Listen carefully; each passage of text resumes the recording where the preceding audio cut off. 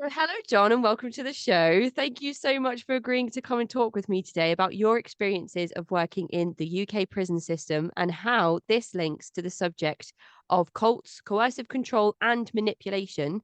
Would you like to start by introducing yourself to the listeners? Yeah, thank you very much. My name's John G. Sutton. I'm a former prison officer, former NCO in the British Army as well, so I know a little bit about mind control. And I've spent 10 years in the prison system. I worked at Wormwood Scrubs, I worked at HMP Manchester Strangeways. I also trained to be a hospital officer and was trained in the NHS and at HMP Walton. I've served at various other institutions, including Ashworth Institution for the Criminally Insane. I've been exited from the prison service for a number of years now.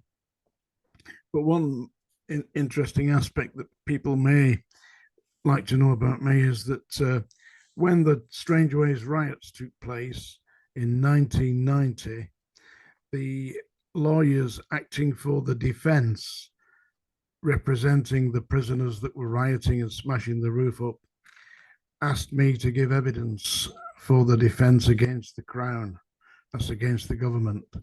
And at Manchester Crown Court, I gave evidence to the effect that the inmates were doing what had needed to be done for the last 100 years, and that's destroy the beast that was Strangeways. This riot in aid of change for prisoners' rights and a lot of the abuse from those in positions of power that prisoners were experiencing in that time. Do you feel like this was specific to Strangeways, or was it throughout the British prison system?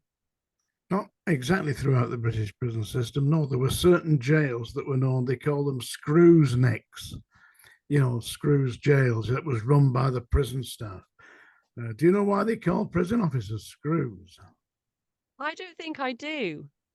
Well, in the 1920s, they had a thing called hard labor, and the hard labor consisted of turning a thing that looked like a mangle, and they had to turn it a number of thousands of revolutions per day. And these mangles consisted of hard labor, and they were the strength of the power needed to turn the mangle was controlled by a screw at the top of the mangle, and it had a key, and the jailers had keys to the screws at the top of the mangle, and that's why they call prison officers screws.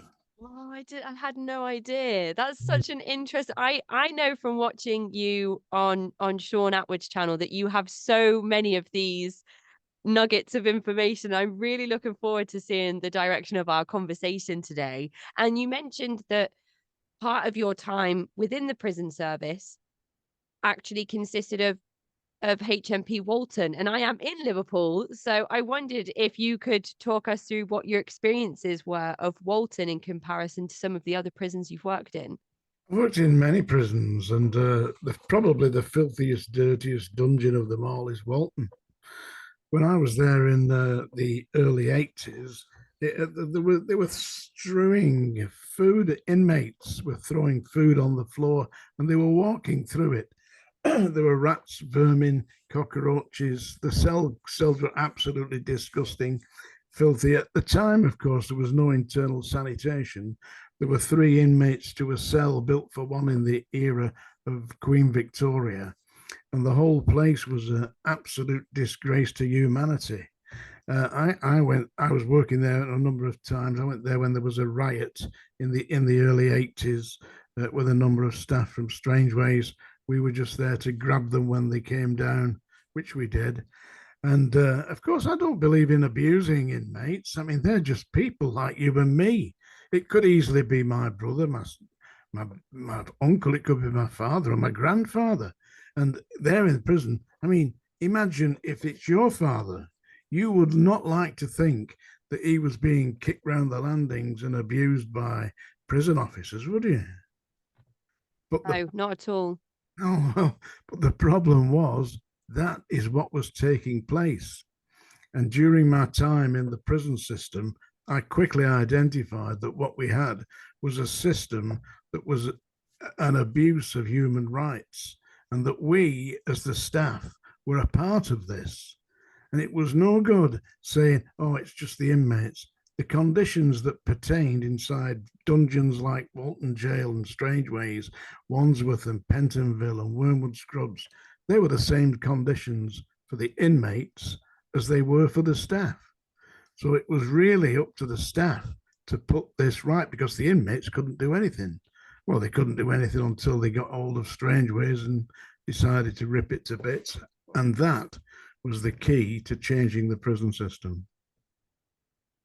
And it's so interesting for me to speak to you, knowing the significance of that event in your life and how that impacted you, but also how you impacted that rebellion as well. I'm really looking forward to getting into all of that. The most interesting thing for me about Walton Prison is you can just be going for a walk through Liverpool and just walk straight past it. It's just outside the city centre and it's just Mhm. basically down like a residential street. I'm not sure that I've ever known. I've been to a few other prisons, Grizzly Risley, which I've heard you talk about, Yeah. which is a little bit further away from residential areas, and even Old Course Prison, which I did some of my university placement at, which is I think slightly different from maybe like mainstream prisons because it's a private prison. Um, is still in an area that is not too close to people's houses. So it's strange that Walton's like that. Are any of the other prisons you've worked at just plonked in the middle of, where people live? Wormwood Scrubs, I was there. That's right in the middle of a virtually it's a housing estate. You know, there's houses all around it. That is, I mean, Walton Holloway is right in the middle of Islington, and that's surrounded by houses. I believe it's closed now, though. Holloway, I believe it was closed. Yeah, it was used as a site of execution. I mean, you can imagine that Oh, living 2 streets away from the jail where they're executing people. They executed Ruth Ellis there. I'm not even sure when executions finished or stopped in this Well, country. Do you know that date? 1963. 1963. Oh my goodness. That was not that long ago. That's within living memory. I lived near Strangeways when I was a boy. We were lived at Prestwich, which is about 4 miles from Strangeways. I remember going past Strangeways and asking my father, "What's that?" And he said, "You really don't want to know what that is." I hope you never find out. Probably not realizing that you would Years that later, there you I was, yeah, plodding the landings. you do have familial ties to the justice system overall, though. There's a lot of your family involved in various different parts, I believe. Yeah, well, my father was a detective inspector with the Criminal Investigation Department of Greater Manchester Police, and he was part of the team that arrested Ian Brady. And his commanding officer was a man called Joe Mounsey, Chief Superintendent Joe Mounsey. If you watch anything about the Moors murders, they will mention that they were known as the Mounsey was the man behind it, because he wouldn't give up. He said, "This is a serial killer or serial killers, and we will find them." And he did find them. I mean, it was practically by chance, because the cousin of Myra Hindley was at her house, and behind the settee was one of the bodies. And when he saw the dead body behind the settee, he ran out of the house and phoned the police, because he didn't want to be involved in these murders.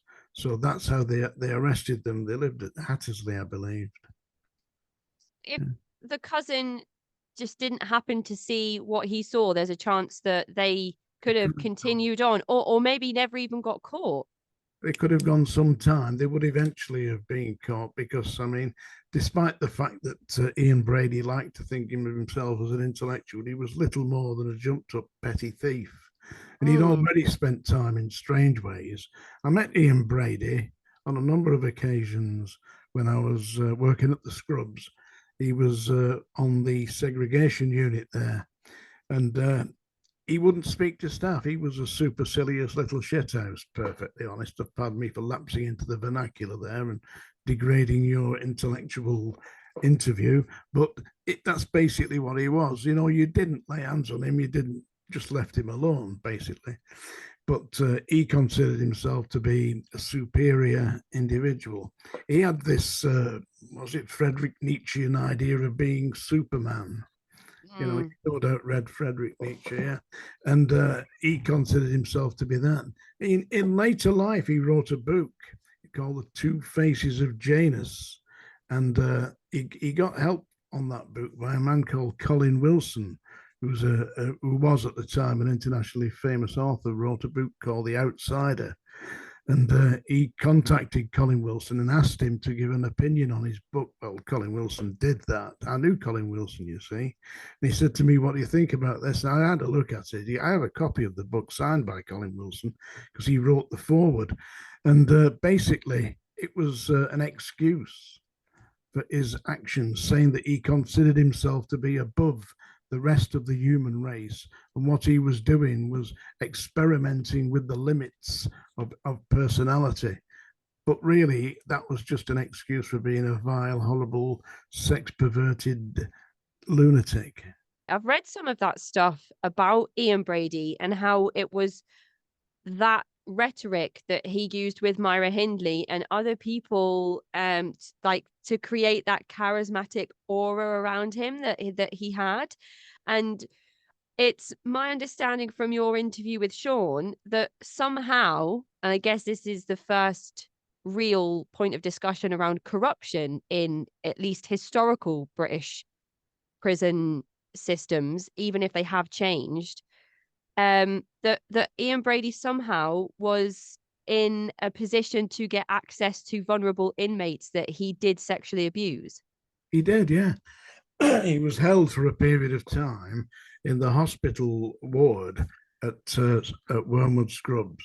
And as he was held in the hospital ward, all manner of, I mean, don't forget, it's just a hospital ward. I mean, you got young boys in there, you got relatively old men in there, and they were vulnerable people who were sick. And what Ian Brady was doing was seducing the young boys and taking them into the bathroom where he would be perfectly frank, he was buggering them.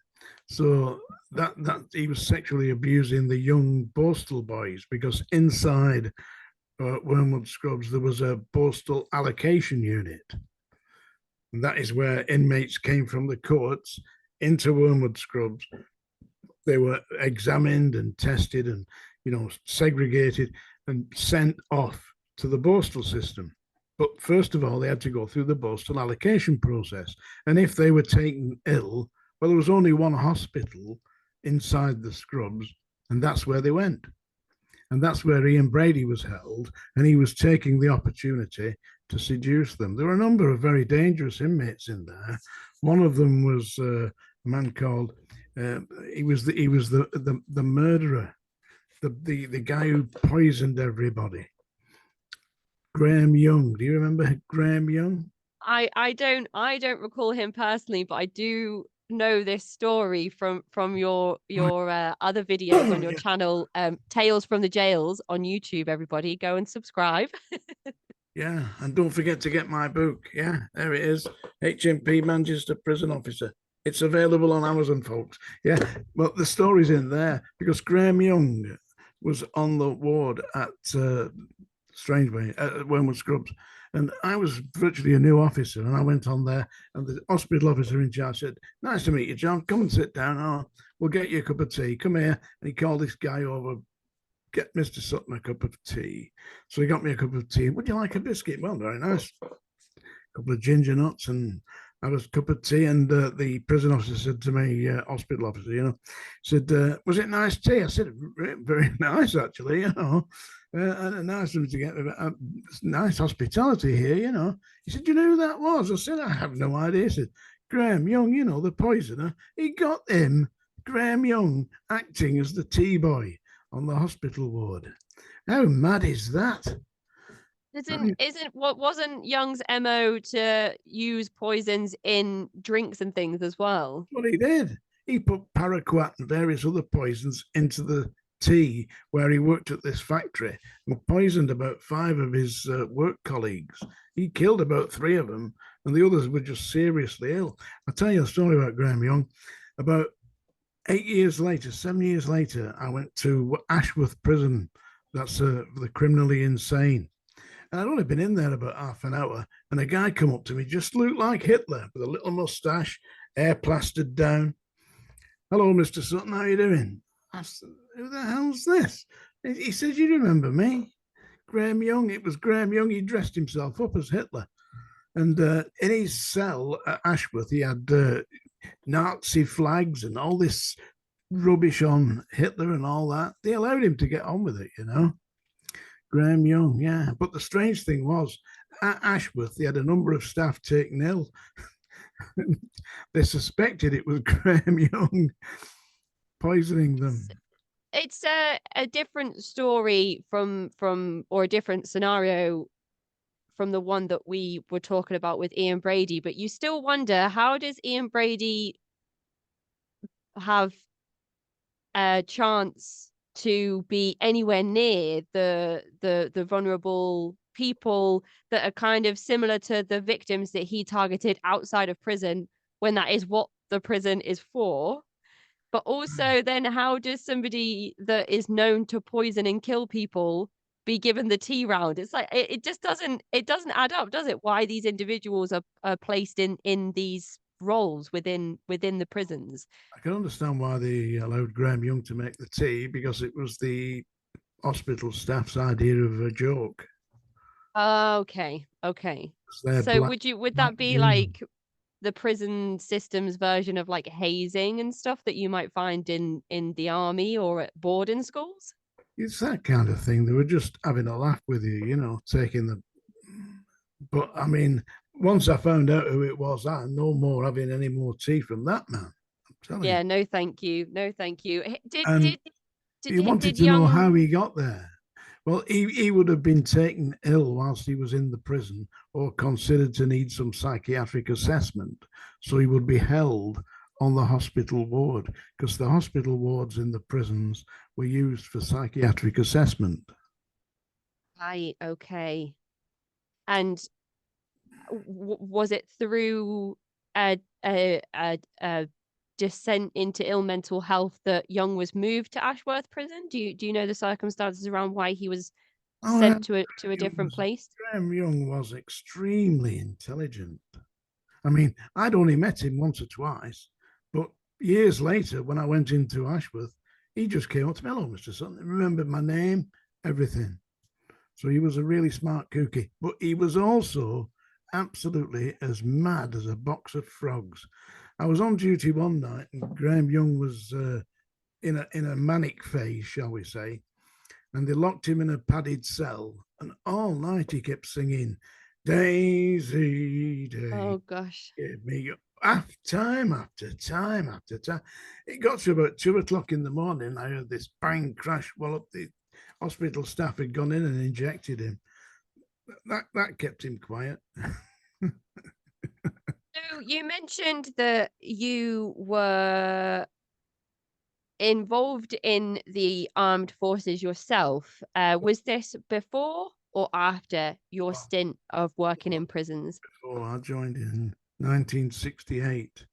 See, the reason, how do you get into these things? I mean, nobody sits as a child at school and thinks, do you know what I'd like to be? I'd like to be a prison officer. Yeah, you don't, do you? You really don't. No, I don't. I don't think so. Not especially, maybe not as a female. I was terrified going into prison to work with some of the inmates. It was a scary experience. It is. And so I didn't know I did. I dream about being an army, in the army. I wanted to be a writer, you see. You So are, which is I am a awesome. writer. Yeah, I mean, for 27 years, I was the feature editor of a newspaper. So, I mean, I have This been is like around. the many lives of John G. Sutton. Yeah. So, anyway, at school, I hated school, one of my teachers was a great big heavy bully who you may have seen him on television. His name was Colin Welland. He wrote a film called Chariots of Fire. He won an Oscar for it. Yeah. What are the chances of that? Oh my Yeah. goodness. And he was my school teacher, and he was a bully. He was a big, heavy bully, and he used to beat the kids up, me included. You know, I wrote to his agent and I said, would you please tell Colin, you know, that I am looking forward to meeting him. I remember what he did when I was a boy. And would you ask me if he's still abusing children? But I never heard back, you know. They never wrote back to me. And when I did find out where he lived, I mean, it drives you mad, you know, you feel you need revenge. I'm a bit mad myself. He'd got Alzheimer's, so it was too late. Oh, yep. That is kind of in keeping with your personality, I think, though, to at least raise awareness of the wrongdoings of individuals so people are aware of it. Getting people to act on that, as I've heard from your stories, is a whole other ball game. They're controlling it. You see, you want to know how the control system works, really. The control system in places like the police, the prisons, and certainly in the senior civil service, there's a great deal of Masonic influence. I know it sounds like a conspiracy theory, but having lived through it, it is. You make a formal complaint, and you're just absolutely the door's closed.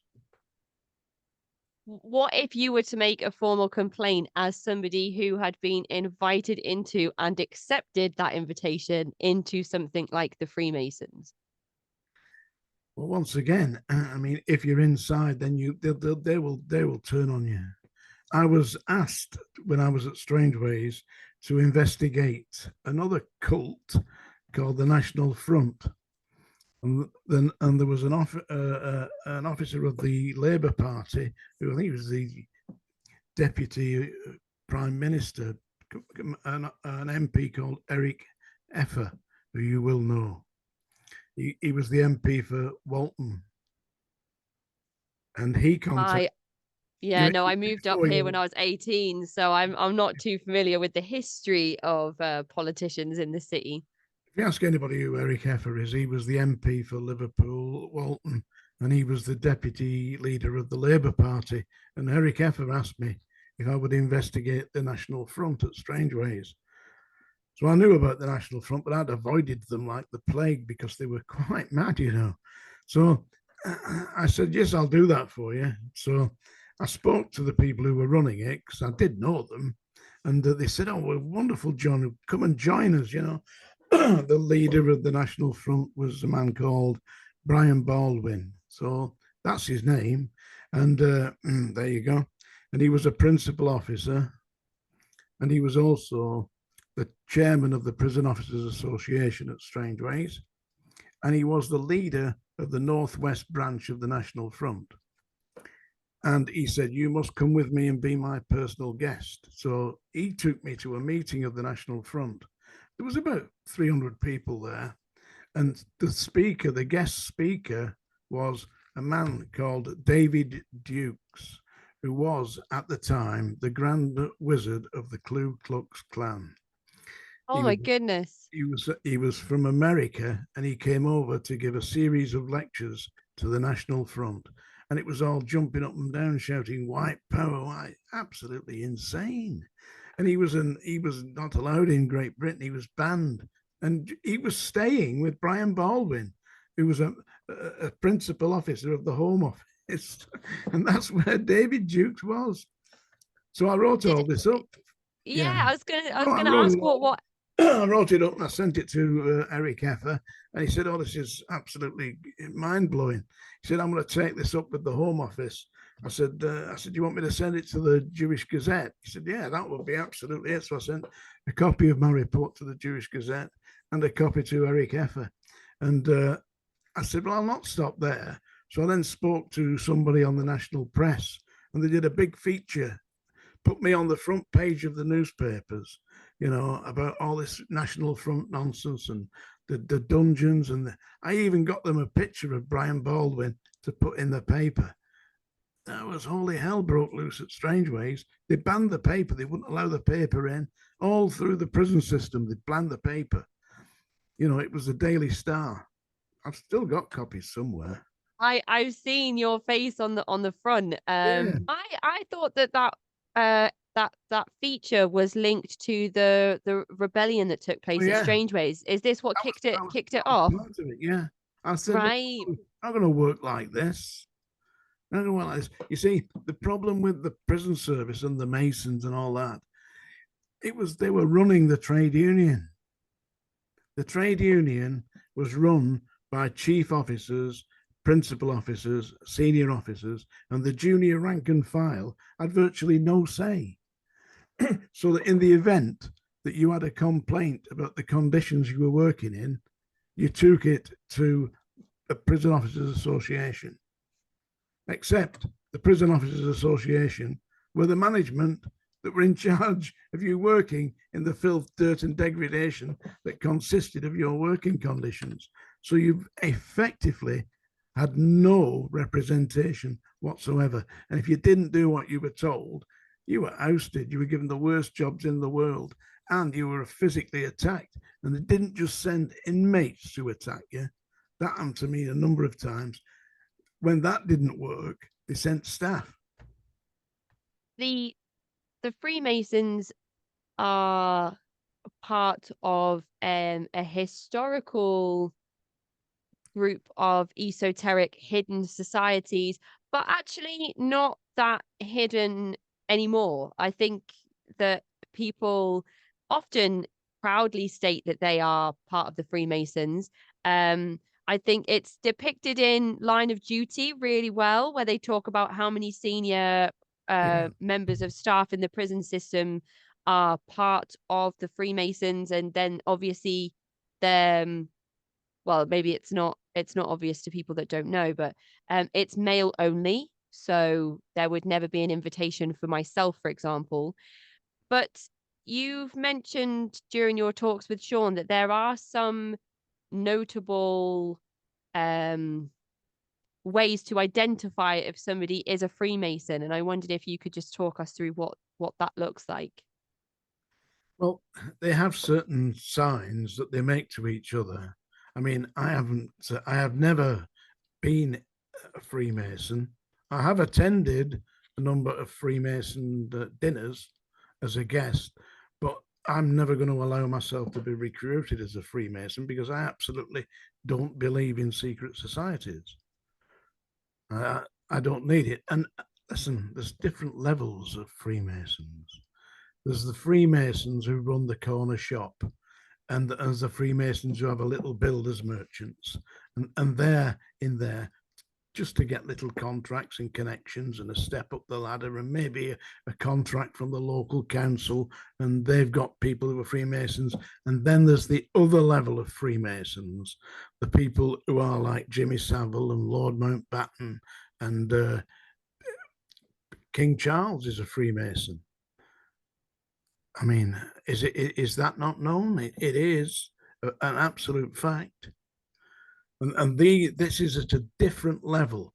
And at that level, they are the ones that control. So if you make a formal complaint, as I had done on numerous occasions, of senior members of staff sexually molesting young prisoners, I formally complained. What happens is that the establishment closes ranks. So you'll not get your complaint won't go anywhere. But what will happen, and what did happen to me, was instead of the individual you're complaining about being investigated, the tables are turned and they set about destroying you and your reputation.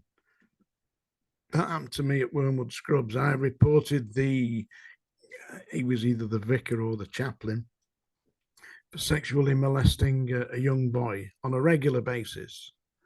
I found him one Saturday morning dressed as a choir boy in his cell. And I said to him, "Come on now, why are you dressed like this? The surplices remain in the church, not in your cell. Why are you doing this? And the boy was only about 22, but he was an immature 22, 23, a young man. And he started crying. I said, no, come on, what's up?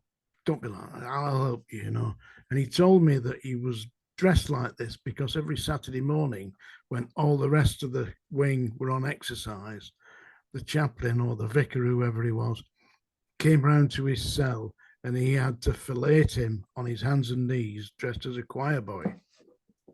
For those of you who don't know what fellation is, it means something else. Perhaps you'd like to take it. Well, yeah, I mean it's oral rape in that case, isn't it? Yes, but he was being abused by the chaplain. So I took the surplus off him, took a statement off him, wrote my statement, and went to see the chief officer. And the chief officer said to me, on whose authority are you conducting investigations into senior members of this staff? He said, I've known this man for years. I said, that's my report. I've produced the evidence. I said, that I've done my job. What you do next is up to you. I've done what I have to do. And I left him to it.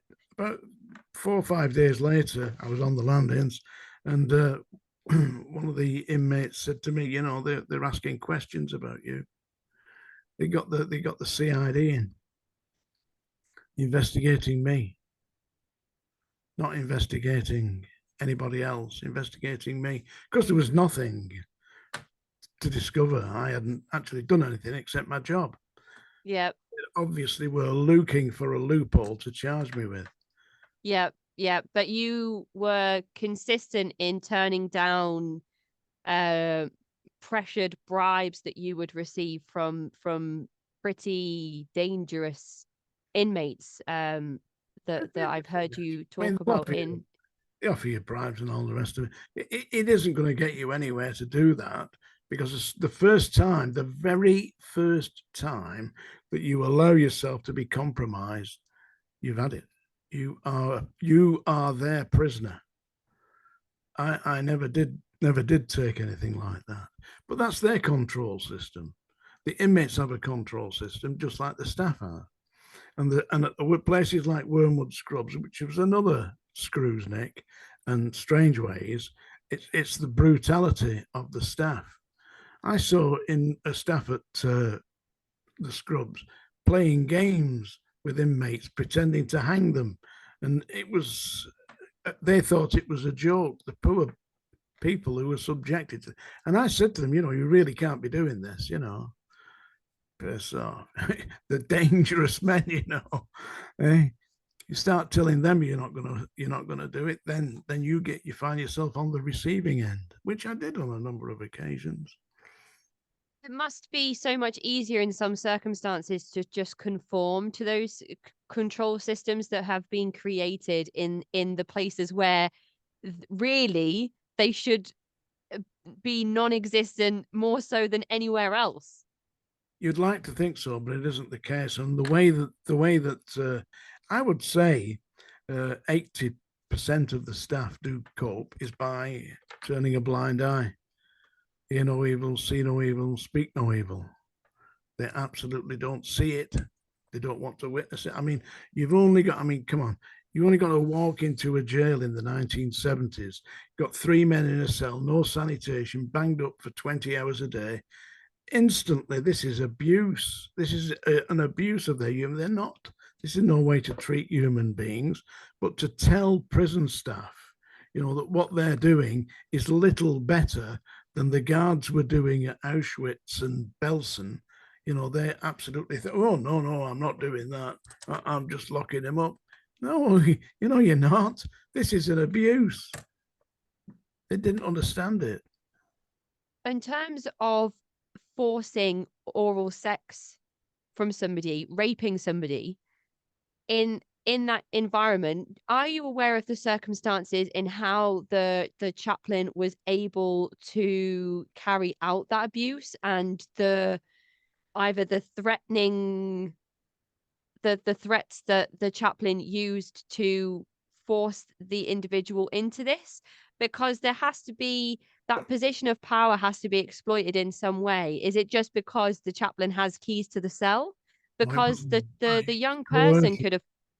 Coercion. It wasn't threats of violence. It was coercion.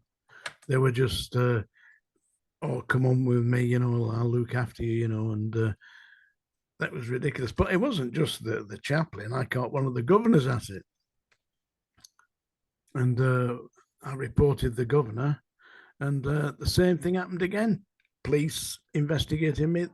For some reason, they thought that I was either deliberately trying to destroy the system or I was manufacturing stories about senior staff. They must have really known that this wasn't the case, but they tried to get me arrested on a number of occasions. On one occasion, I was assaulted by the grown-up son of the chairman of the Prison Officers Association at Wormwood Scrubs.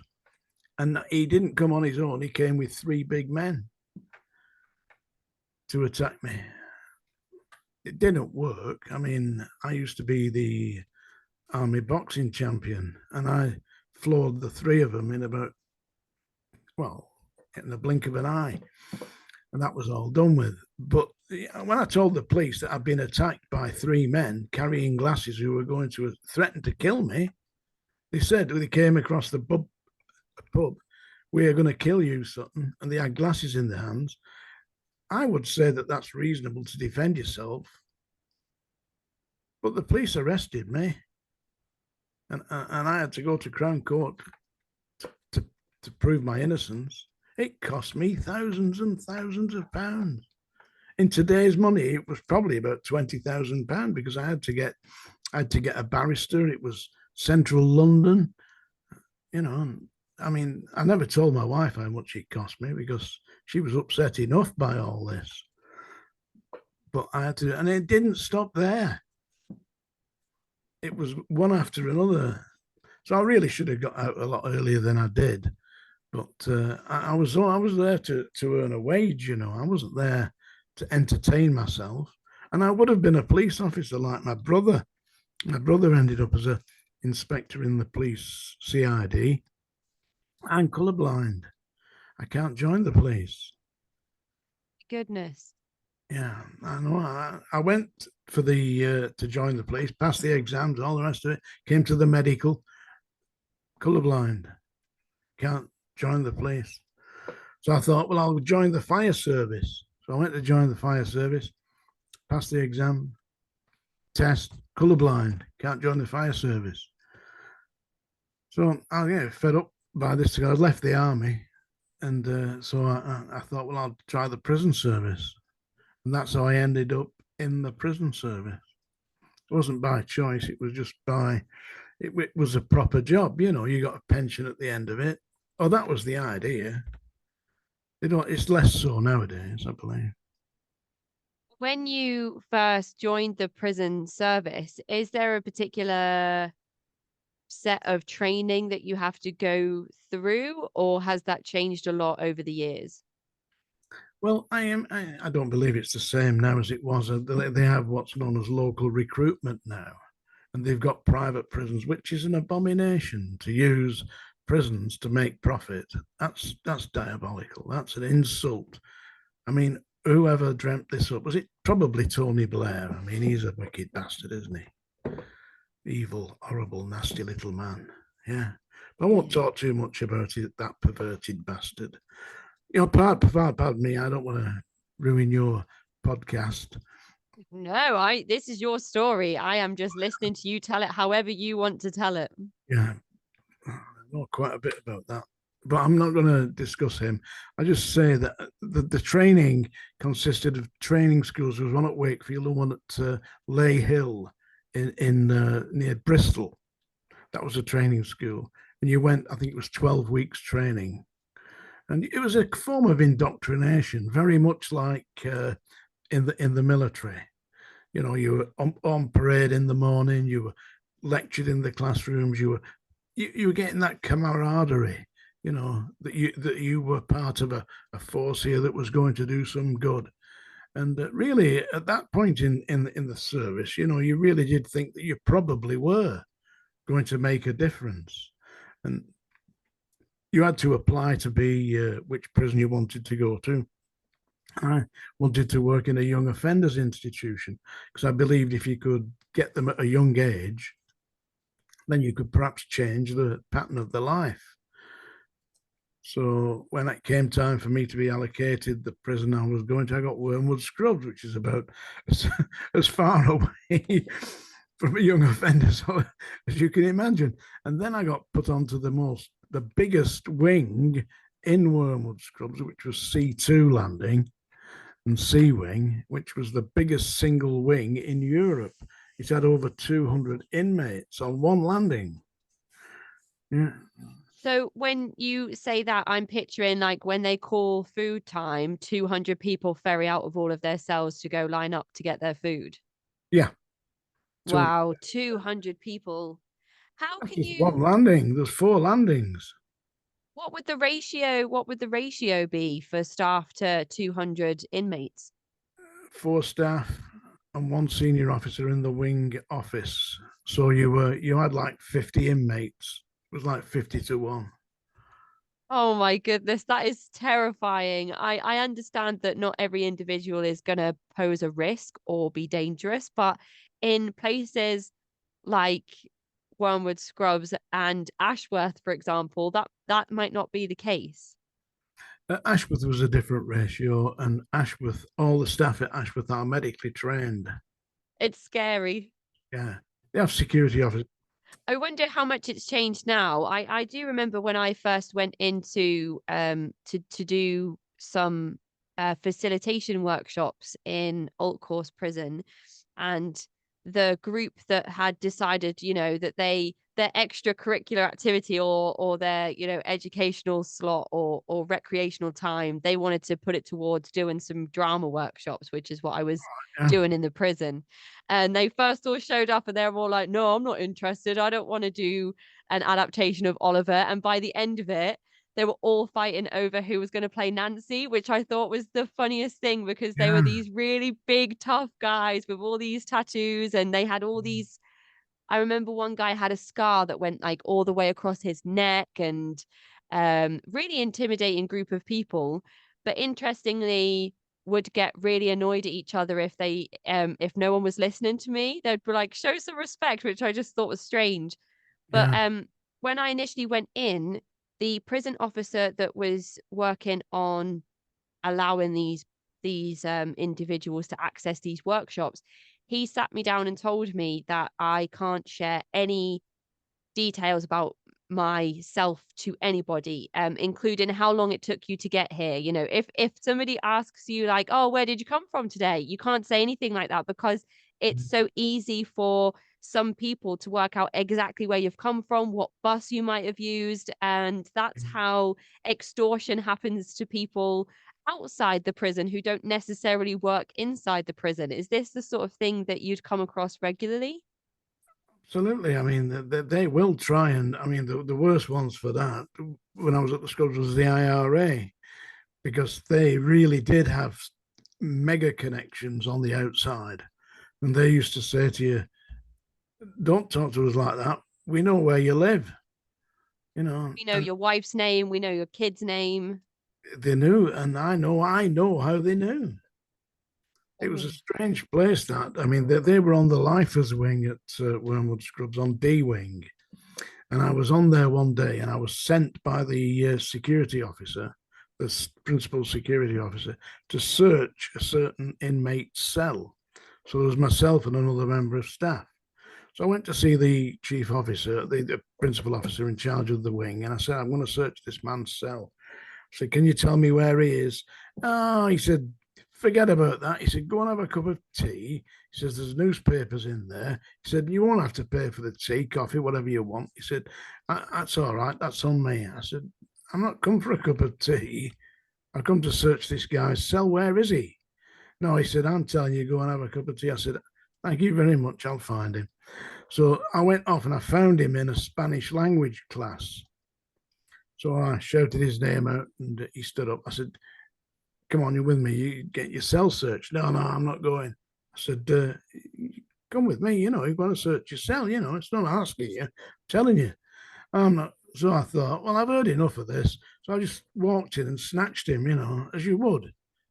I mean, if you're giving the inmate a direct order, they either cooperate or they get their arm up the back, which is what you did. I did anyway. And I marched him, frog marched him down the landings. He's kicking and screaming.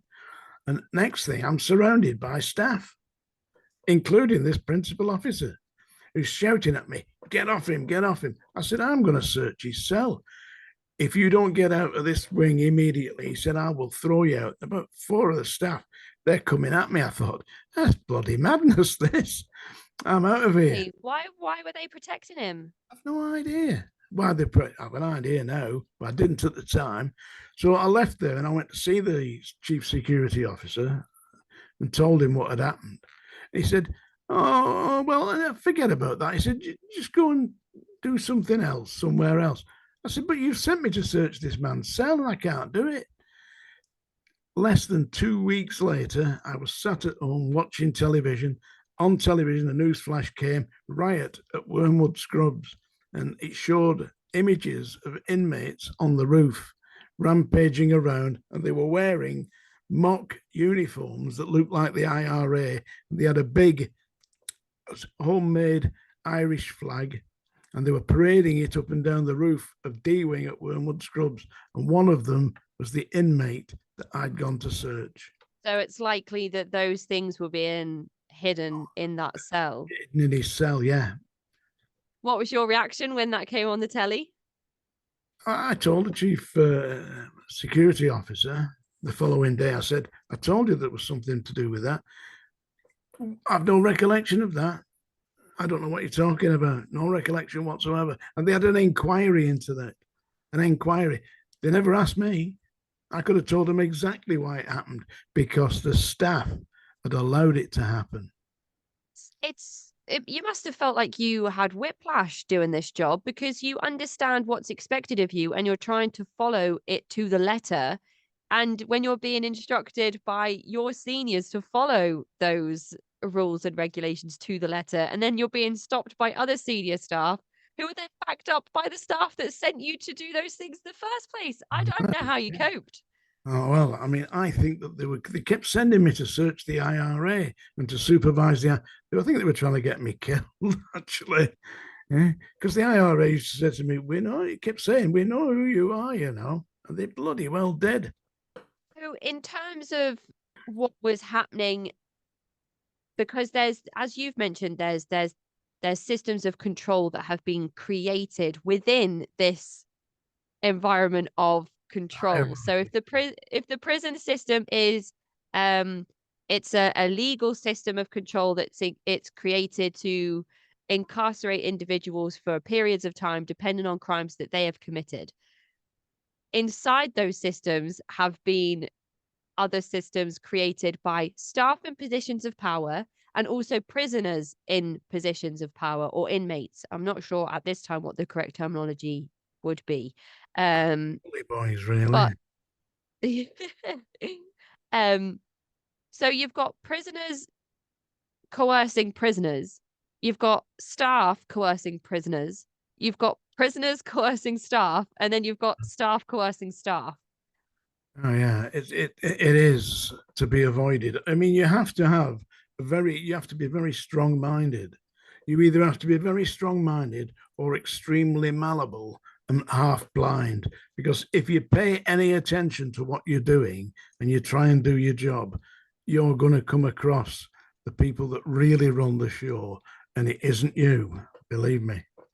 When you got invited to a Freemasons meeting and you declined to join, Yeah, you mentioned that there are some rings and some notable handshakes, which is also covered in the line of duty, which I thought was quite interesting. Could you talk the listeners through what those things look like? well, it depends who you're sending messages to. If you're sending messages to, say, you're in the dock and you want the judge to know that you are a Freemason, you do. yeah, bang the thing there. You would use three fingers, yeah, and put the three fingers to the side of your face, yeah, so that you touch your face with three fingers to indicate that you have passed the third degree, which is Right. third degree of being a Freemason. That's when you are a full Freemason, yeah. When you're shaking somebody's hand, it's the third knuckle down with your thumb, and you depress it. I mean, I Oh. don't practice these things. I've just been shown them. And I have got friends who are 33rd degree Masons, which is as high as you get in the Freemasons. One of my cousins was one of the leaders of the Northwest Freemasons. He was Jeffrey Sutton, MBE, and he ran a big engineering company called Western Engineering. So if anybody out there doubts this, go and have a look. Well, I looked up earlier to see whether there were any Freemason lodges or temples near me, and there are three that are publicly listed that I could go and visit. Probably wouldn't be given access to because I'm a woman, but three that are listed, and then I imagine many more that aren't listed that you would learn about if you move up through those internal ranks. Up the ranks. I mean, most people who join the Freemasons will aspire to be a master or a grandmaster, yeah, but they won't go beyond that. You know, so they'll just remain within their own lodge or within the local lodges in their area. But the people that are really the movers and the shakers, they go up the rankings up to be 33rd degree Masons, and then they're at the highest level. Jimmy Savile was a Mason. Jimmy Savile had regular meetings at his house in, it was Scunthorpe, where his fellow Masons, who were police officers, they would have regular meetings. And at one time, Jimmy Savile was considered as being a potential uh, the Ripper. They thought that he was the Yorkshire Ripper at one time. I was at Wormwood Scrubs on the security unit, and it was the dinner time, the break. You know, there was myself and a senior officer, and it would be about 25 to 1. And the senior officer called me down. I was operating on the landing above him. He said, "There's a man coming in here." He says, "You will not look at him." He says, "You will not recognize him. You will not remember this." He said, "And whatever he does in here is between him and me." He said, "And you will stay away from the cell that he's going into." And about 2 or 3 minutes later, into the secure unit at Wormwood Scrubs came this rather large, immaculately dressed individual. And I knew who it was. I cannot tell you because he's still alive, but I know who he was, and he was immaculately dressed.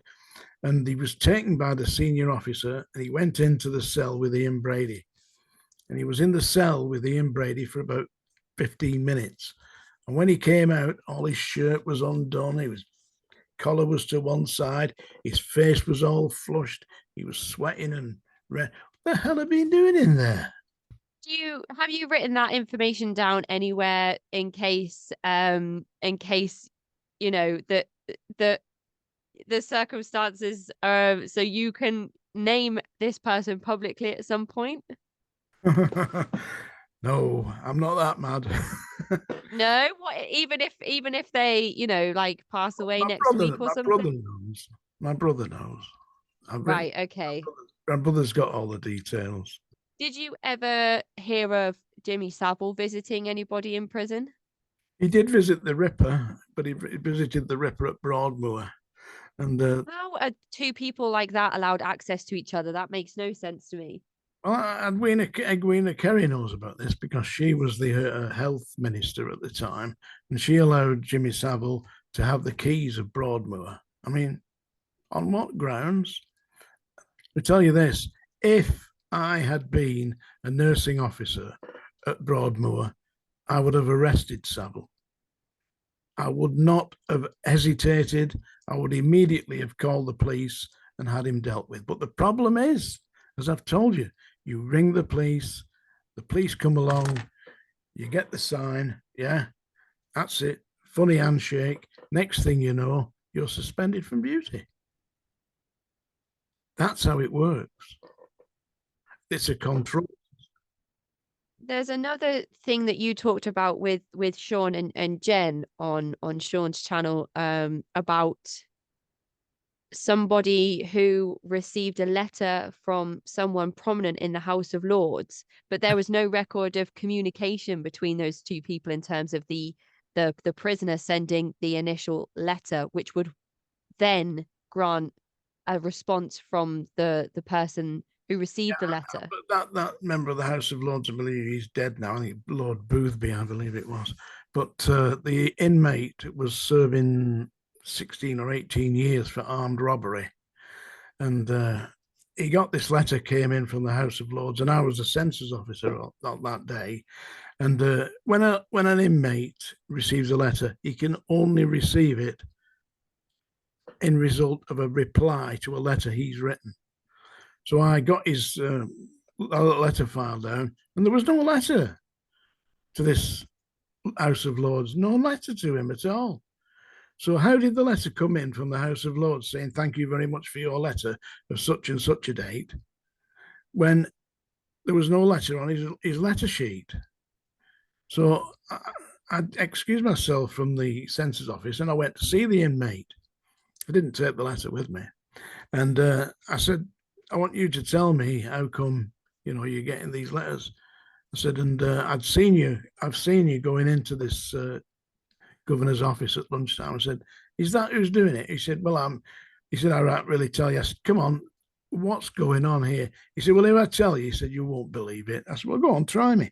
He said, what I'm doing is I go into his office at dinner time, and he was a category A inmate, this man, a serious armed robber. I know his name. I got it up here, but I'm not going to tell you his name because he's still alive, I don't fancy getting something blown off. But he was saying to me that he went down to the governor's cell, it's not cell, his office at lunchtime, and he was servicing the governor. And he told me what he was going to do. He said, in return, he said he takes my letters out and gives me whiskey and what have you. He said, but you can say what you want. He said, nobody will believe you. That was another case of me being investigated by the police. I mean, what's all this about? Is there a difference that you're aware of in terms of protecting inmates from sexual abuse in comparison to America, or is it something that still needs work in British prison systems? In the British prison system, there are male rapes. There's numerous male rapes. And the people that are conducting these male rapes are the least unlikely people that you'd think. They're the guys who are outside, who are big villains, and who are tough guys. But in the prisons, these are serious alpha males. They obviously have some extra testosterone because they obviously can't control themselves. They're the male rapists in the prison. The effeminate inmates, they're quiet and they stay away because they know what they're going to get. They're going to get attacked and got to service the bully boys.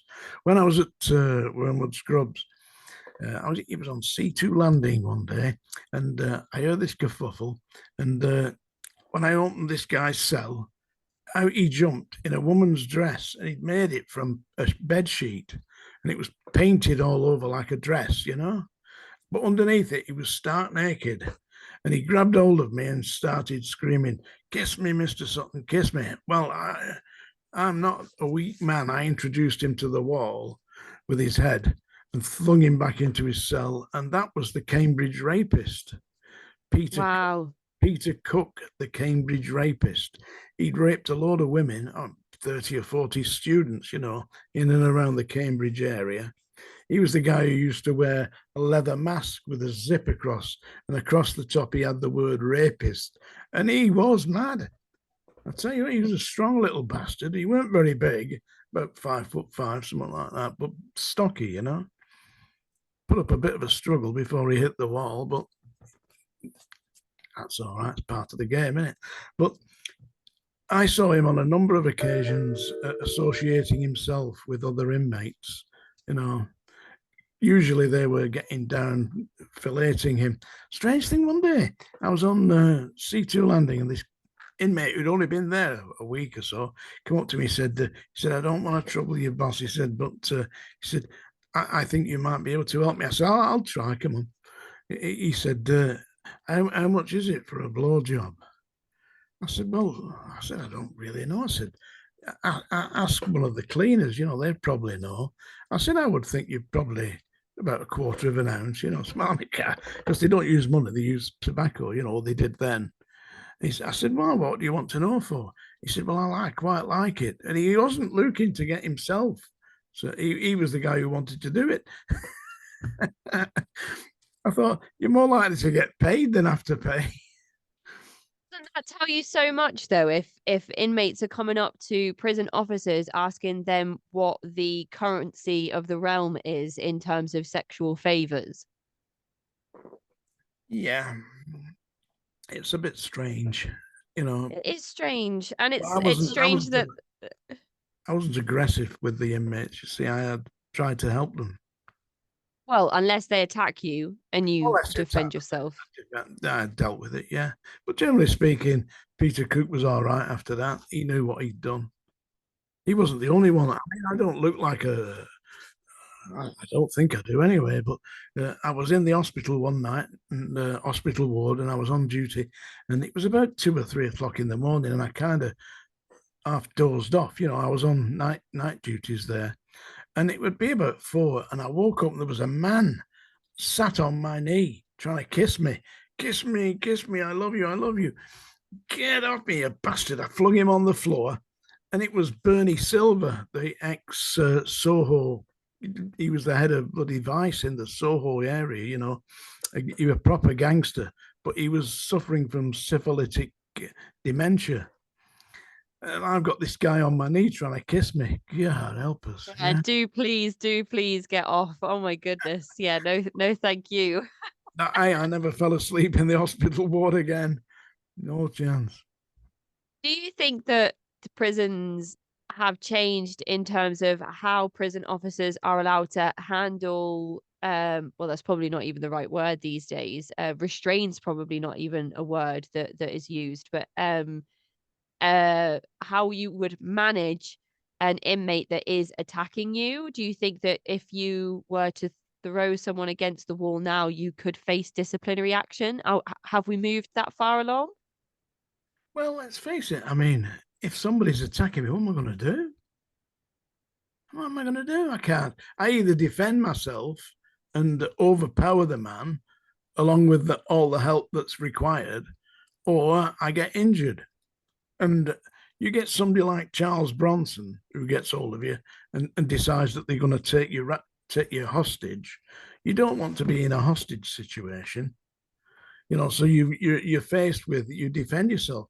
But I believe that these days they are very alert to the idea of prison officers being overly aggressive, and they're Yeah. trying to play it down. I mean, but they've got ladies, females in prisons now. I listen. It was difficult enough for me dealing with these people and rejecting the bribes and the coercion. How a 20-year-old girl fresh from college is going to deal with that, and they're not dealing with it. You see it throughout the country. Female prison officers on trial for smuggling mobile phones, drugs, tobacco, whatever else is in them one. And the reason that they're doing that is that they're coerced, they're tricked, they're seduced. They're told, Yeah. oh, a beautiful woman, you shouldn't be in here. If I was on the outside, you'd be my wife. And they think that this is for real. It isn't for real. They're being manipulated. I'll tell you something. I was at the Scrubs, and I'd been there about a year, and I got a call one day, said, report to the office, so I went to the office. They said, we've got a man here, you can take him round for a couple of days. And he was a brandly newly recruited prison officer. He'd been trained, he'd come from the school, but he was just at the Scrubs. They stuck him with me for a couple of days. And I took him round and showed him round the place, and he was making notes. This guy, he was absolutely meticulous, everything he wanted to know.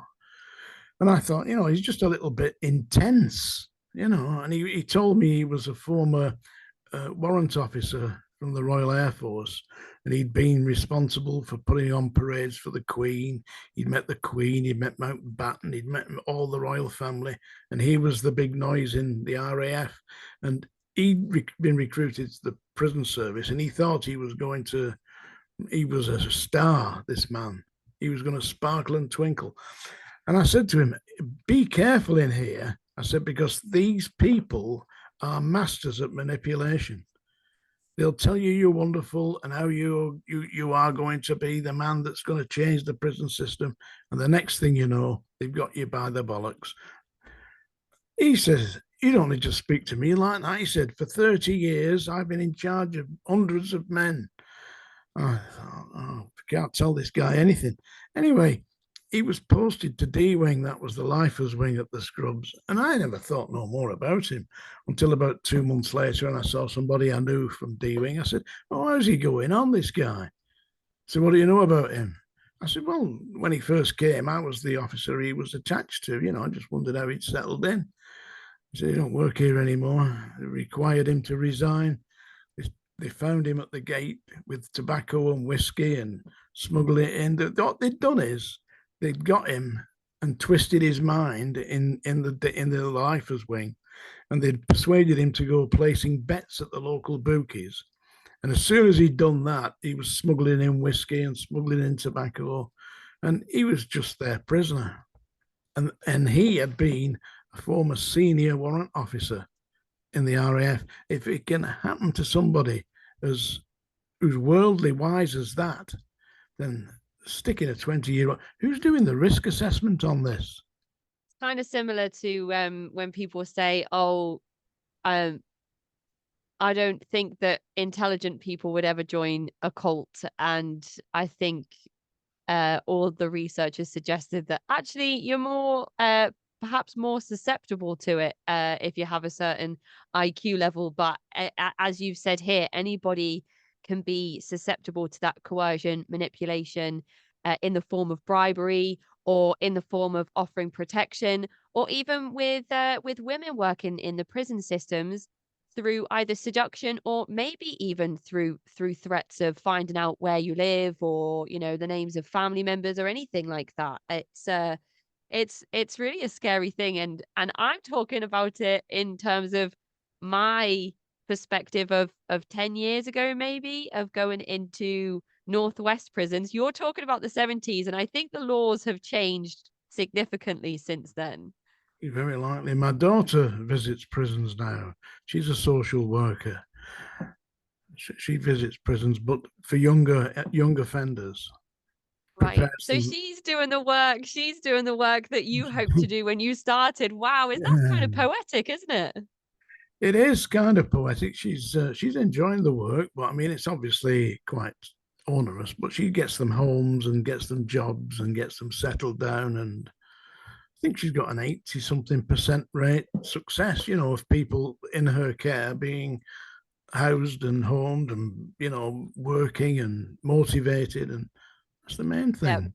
That's the way. that's the key, isn't it? Breaking the cycle of reoffending. I think there's something, I was looking at statistics, this was a long time ago, around if an individual offends, is imprisoned, released, and then reoffends in a certain amount of time, there's a chance then that they will just continue that cycle ongoing, because at that point you've really diminished chances of either finishing education or finding employment or finding housing, and all of that stuff that comes with But stopping people from stealing for money and whatever else. you see people that get into the cult of offending, because that is a cult as well.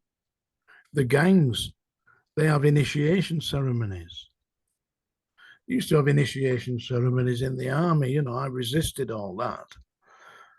But they used to, especially in special forces like the parachute regiment and the SAS. They are mad, by the way. I'm just writing this down because the cult of offending sounds like a really interesting title for an episode. Cut What would you. you say what would you say that looks like then? Well, it looks like the cult of offending is your grandfather's been in strange ways when he was 25. Your father's been in strange ways when he was 25. You get to be 24, it's your turn. They do that. I mean, I've had, So you know, it's a privilege or an honor rather it's than part of something that's looked. it's a rite of passage, a criminal rite of passage. And if you don't have the badges, if you've not been there, then you're not, you're not accepted. You're not in the cult. You're not one of us. So say you're an individual that is following suit from previous family members, you arrive at one of these prisons. Are you treated differently because of the status that your family holds within the prison? To a certain extent, yes, because people know who you are. People know who your families are. There's a family in Manchester called the Noonans, and all the Noonans have been in strange ways. Dominic Noonan was in strange ways, and he was saying, did an interview with him. He said, "Oh, I was too tough for strange ways. They couldn't hold me." Except when they were interviewing him, he'd been down the block at Strange Ways in the empty cells, in the strip cells down there, stark bollock naked, eating bread and water virtually. So that's how tough Dominic Newman was. And I worked there for a long time. I never saw anybody win. I saw some big bastards lose. Big. There was a guy called George Wilkinson, who was one of the biggest men I've ever seen. He was probably about 6'6" and about 18 stone, a giant of a man. Wow. When I saw him, he was standing in a bowl of water, drinking copious amounts of fluid, copious amounts of water, stark naked. And I said to him, you're going to hurt yourself doing this.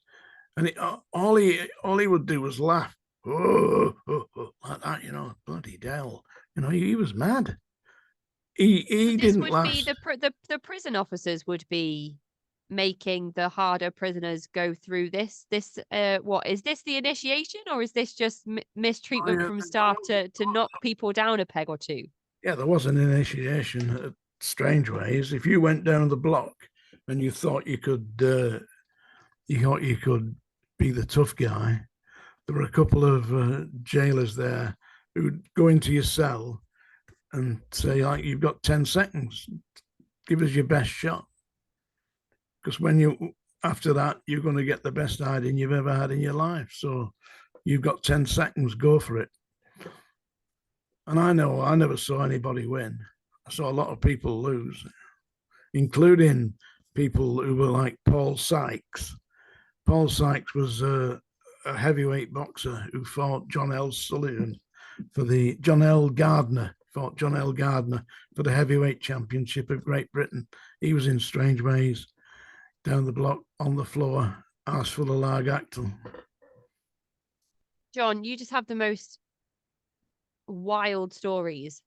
I don't even I know that you have a whole YouTube channel that's dedicated to all of this, but you must just remember things all of the time.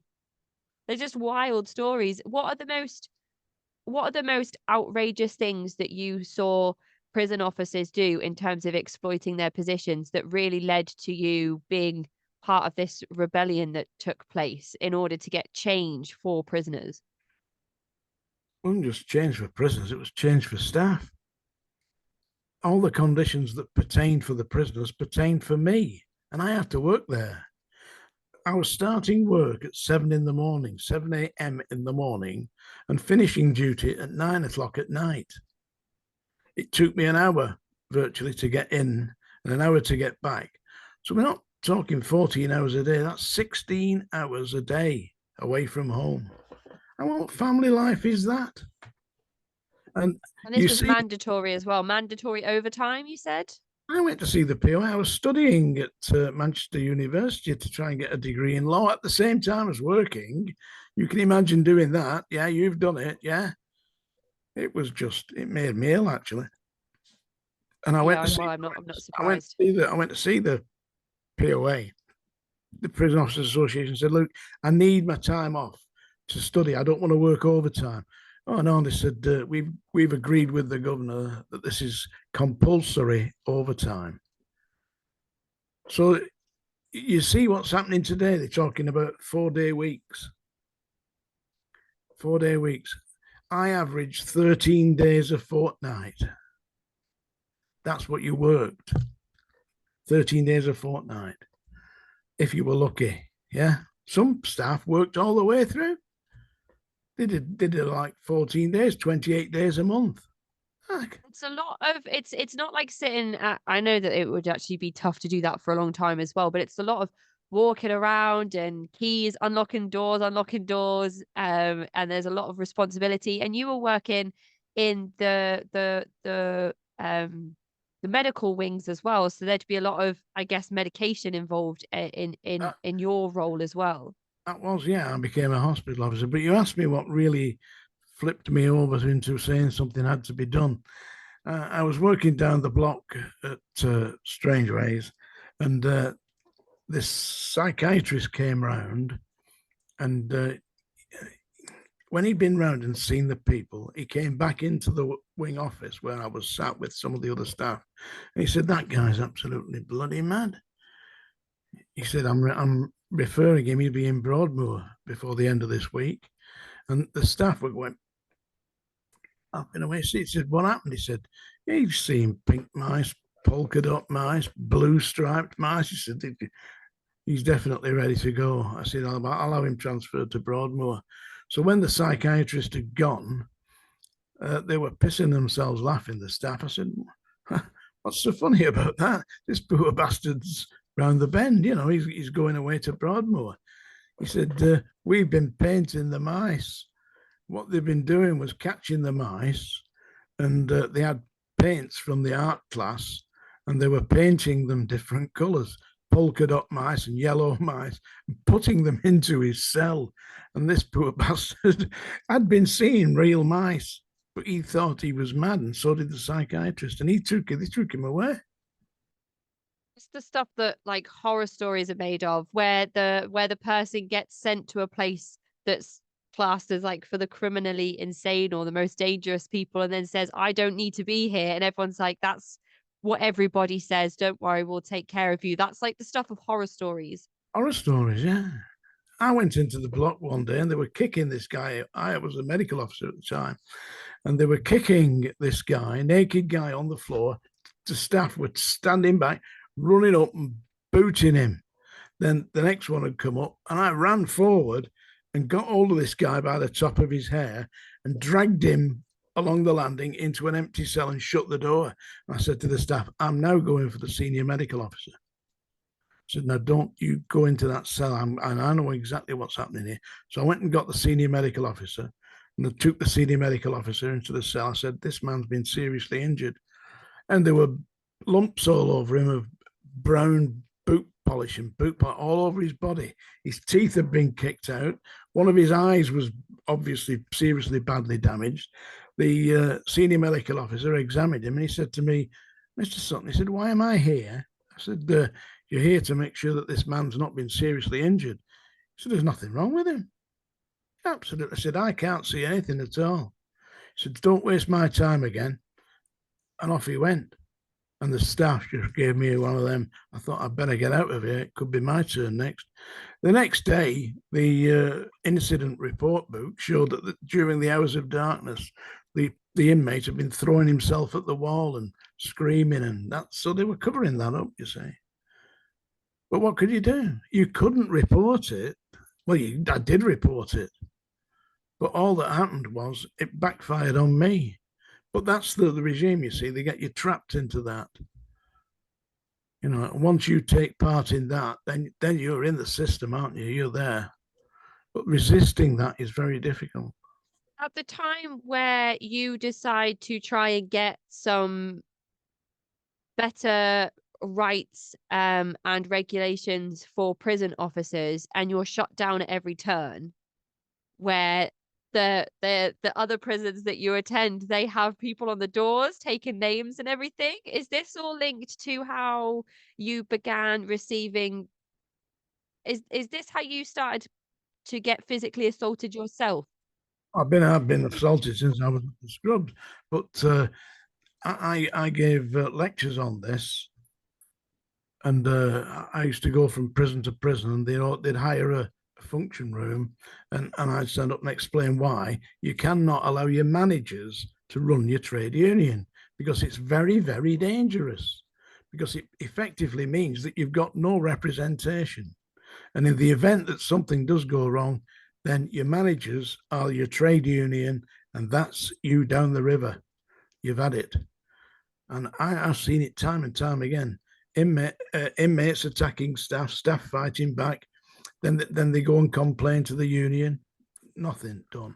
So one poor guy got slashed from his ear right onto his chin, a prison officer, right the way down. A big flap of skin came out.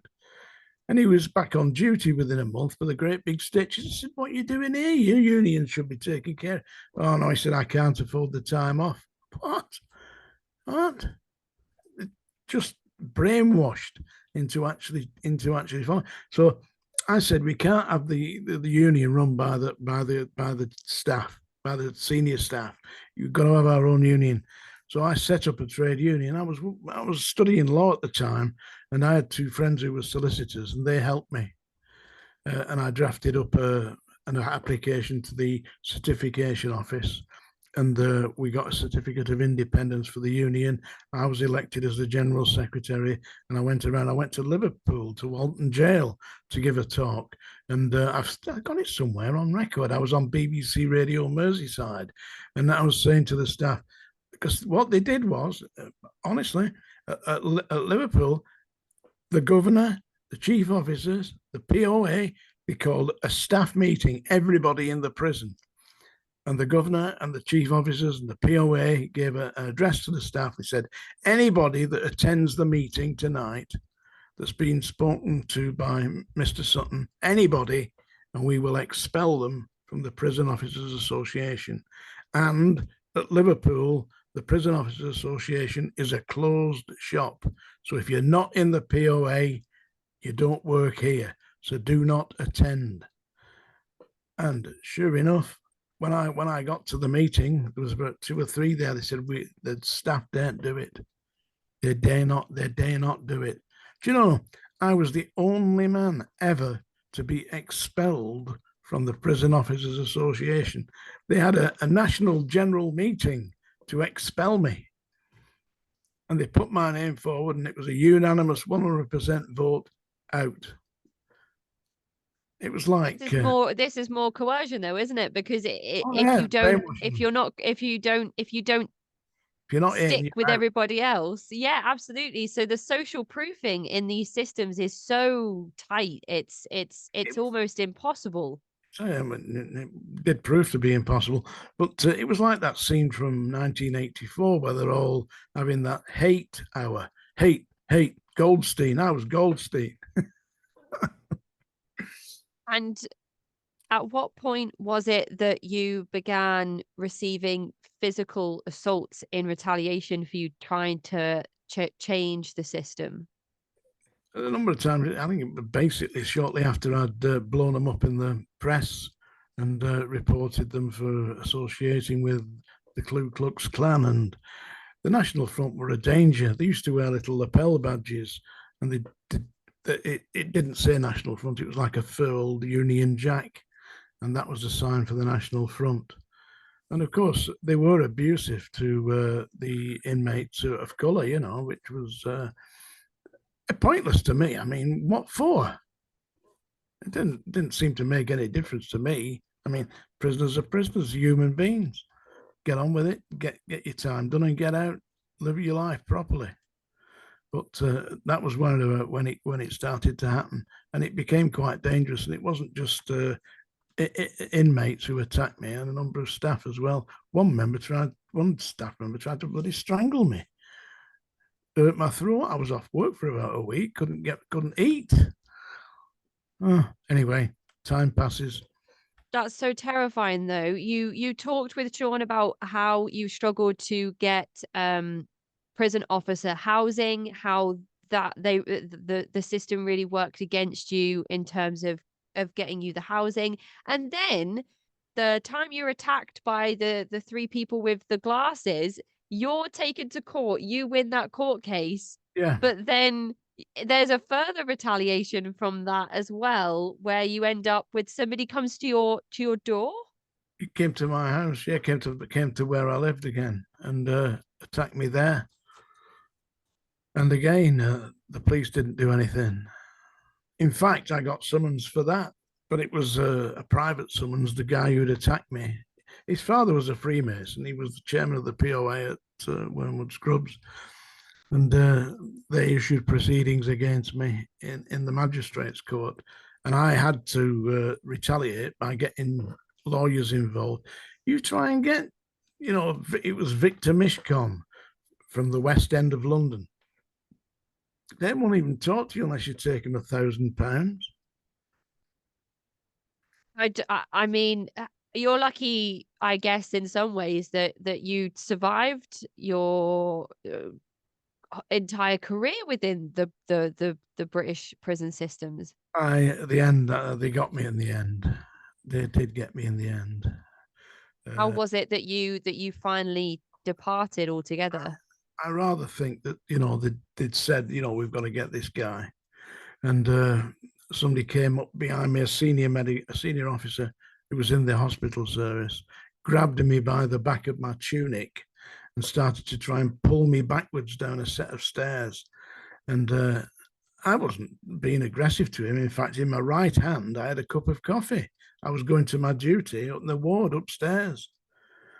And I was halfway up and he grabbed hold of me. Now, if I'd let him pull me down, I'd have hurt myself. So I spun round and bashed him on the nose with my fist. And he fell down the stairs onto the floor, picked himself up and ran off and complained to the chief officer about me. And I was suspended from duty.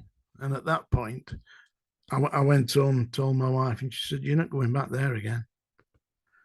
So I went to see my doctor, and I'd seen him numerous times before because I'd been assaulted. And he said, "You're not to go back." He said, "I'm putting you on the sick." And the Home Office sent me a letter referring me to a psychiatrist. And I went to see this psychiatrist, and he said, he listened to me for about an hour or so, a bit like this, really. And he said, "I have to tell you, Mr. Sutton," he said, "I think you're perfectly sane." He said, "But you're not to go back there again." He said, "Because they are mad." And that's how I left the prison service. But also how you were able to keep your retirement, I believe. Well, I mean, I had served nearly 11 years and I paid all my dues. Yeah. I think if some of the people working in those prisons at that time had their way, though, you would have left with nothing. Nothing, no, I wouldn't, but I didn't. The Home Office. Let's tell you this. Norman Brown was the governor, and Norman Brown was a hard-line military type governor, old school type. He would have been brilliant in the reign of Queen Victoria, but as it was in the 70s, he was slightly out of time. But he was a strict man, but really he was a gentleman. He was a former tank commander in the British Army, and in a way, I kind of understood where he came from. He believed when he gave a direct order, that was it, and he had his team of henchmen, like the Praetorian Guard, that was surrounding him. Yeah. And I could see that he wouldn't make head nor tail of me because I was saying that the system was, not only was it corrupt, it was dangerous, it was dirty, it was disgusting, and it was out of its decade. It was beyond its time. So, but he did not sack me, Norman Brown. I mean, if I'd have been Norman Brown, I would have sacked me. If you would have been above Norman Brown, though, would you have sacked Norman Brown for some of the things that he would get up to when he was in charge? I'd have put him somewhere else. I wouldn't have put him in charge of prisoners because he wasn't suitable for that. Yeah, yeah, fair enough, fair enough. So after you left the prison systems officially, what was your next step? You mentioned working in journalism for a significant amount of time. Now you are working on your YouTube channel. You're a writer. You have published books. Just tell us all about what you've been up to. It's a long story. I mean, it's not just as simple as that. I mean, we haven't got very long, and but I will tell you about it. But it involved many different things, including me getting a teaching certificate and working teaching adults with learning difficulties, which I did for Lancs County Council for quite a long time. And from there, I had an idea to resurrect the career of a pop singer from the 1960s called PJ Proby.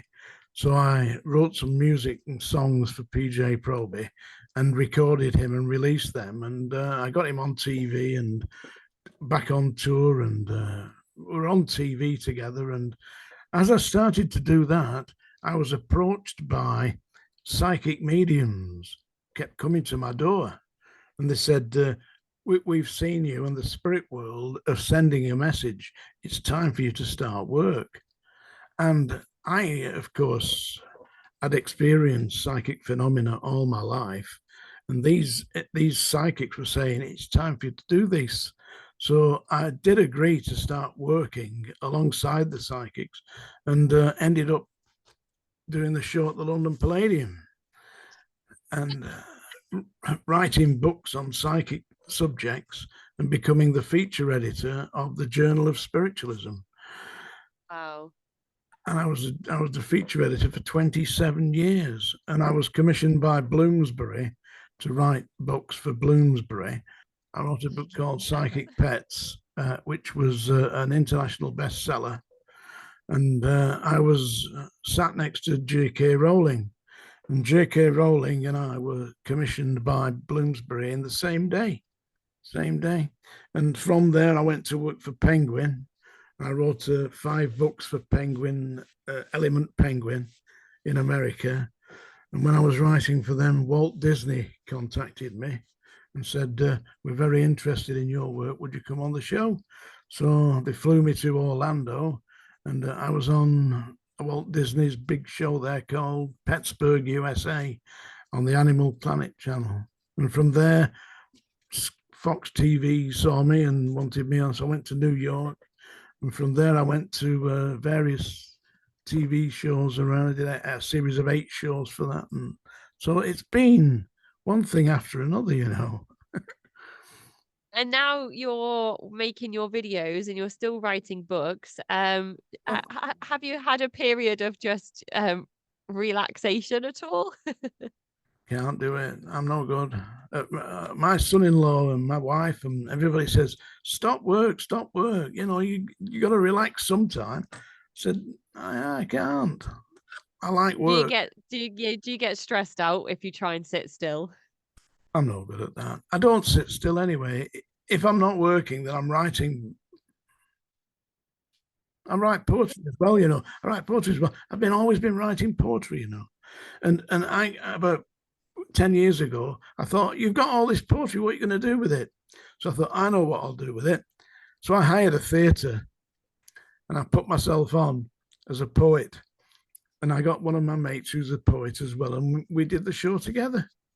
And the BBC heard what I was doing, and the BBC put me on. And I did a lot of BBC stations. This is the many lives of John Sutton. This is wild. If you've got the idea to do it, then don't be afraid. Get out there and do it. I've written film. Yep. I wrote films. I directed a film with Lynn Perry. Have you ever heard of Lynn Perry, who used to be in Coronation Street? She was she played Ivy Tildesley in Coronation Street. She left Coronation Street. She was at a loose end, and somebody said to me, would you do a script for us? We're thinking of doing it. So I wrote a script, and Lynn Perry was a drunk, you know. She drank brandy, a bottle of brandy a day, or maybe more than that. So I thought, well, I've got an idea. At the time, there were all these celebrities were doing keep fit videos. Yeah. So I said, we'll do a keep fit video with Lynn Perry. What? She's a bloody drunk. So I said, it's called the alternative keep fit video. Instead of Glen Perry keeping fit, she had a bottle of brandy and a load of half naked toy boys. We had her filmed in the bath, and I wrote the script, and this guy's scrubbing her back, and she says to him, "I don't mind you washing me back, love, but are you sure that's a loofah?" Yeah, it was in all the papers. Yeah. So your most recent book, what is the title and where can people find it? Oh, it's HMP Manchester Prison Officer, John G. Sutton. It's on Amazon. The audio book's really good as well. It's the same book. Is it you doing the audio? No, it's not. I was going to do it, but the publisher said we hire actors to do this. It's far cheaper because they know exactly what they're doing. So, well, I mean, I've never read an audio book, although I do read poetry and all that, but I've never. It's a feather in your cap that I feel like you need at this point, John. Feather in my cap, yeah. You've done everything else at this point. You need to narrate one of your books. If there's anything else I haven't done, believe me, I intend to fit it in before I'm finished. And your YouTube channel, where you create your own content talking about the various experiences that you've had, what is the name of that channel and how often do you post?